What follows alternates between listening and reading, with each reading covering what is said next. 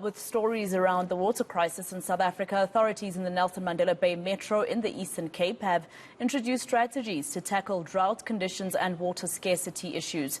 The Metro's dams are nearly empty and are unlikely to receive significant rain in the coming months. Barry Martin, Senior Director at the Nelson Mandela Bay Municipality's Water and Sanitation Department, joins us now to look at the situation. Thank you very much, Mr. Martin, and welcome to South Africa tonight. Just explain to us, I know that the department had a presentation that they presented to government a little earlier on today. What were some of the takings from that presentation? Good afternoon to you and good afternoon to your listeners. So welcome to Nelson Mandela Bay. Our main message has been we've been in a drought for about 7 years now, and that is confirmed by the South African Weather Services. And over the 7 years, we've basically lost 1 full year of rainfall. That's about 650 millimeters of rain that has been lost over the 7-year period. And that has strategically affected the amount of rain that fills up our dams. We generally get spring rains, and this rain hasn't been forthcoming as anticipated.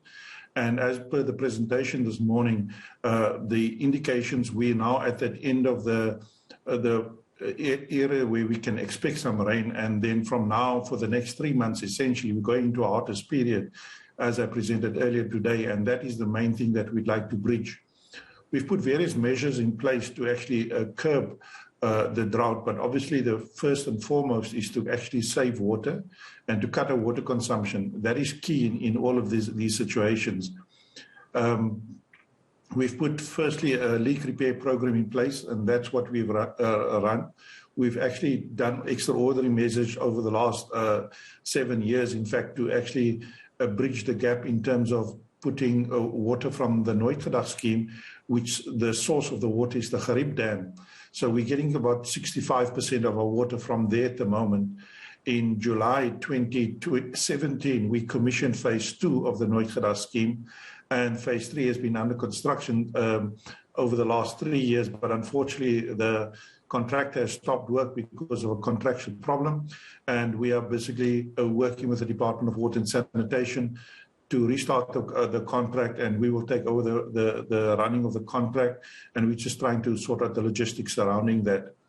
But what we've also done over the last couple of years, we've transferred a lot of the water now from east to west, because our western source of our dams have been low. Strategically, on the 21st of July this year, we would have run dry, haven't it been for that early rains in July, August, and then the subsequent rain that we have now. I mean, that dam was, the average dam levels were below 10% and has risen to about 18% now.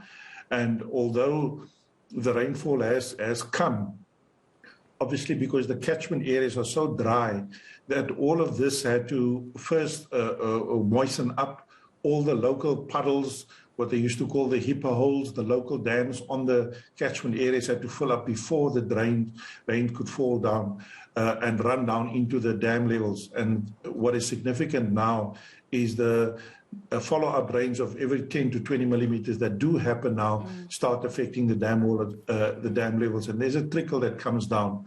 And we've put significant projects in place also to carry us out into the mitigation, into the short-term area, whereby which we actually have drilled boreholes historically. We're busy equipping these now to augment water into the Churchill and Crom River system, as well as a booster transfer pipeline, pump station and pipelines that are in place already that will allow us a multi-directional ability to pump water coming from Nooitgedag through to areas of KwaNobuhle, which will be suffering the most should the dams fail. So it's details in the presentation that we've circulated, and you're welcome to source more information from that. So how dire is the situation really? I mean, you mentioned that Nelson Mandela Bay should expect not to have any rain in the next 3 months. That's quite a long time, especially after the fact that there was some rain experienced according to residents there, but that still didn't mitigate the issue. So how dire is the situation, and how far is the municipality from what we call day zero? Let me first put this into context.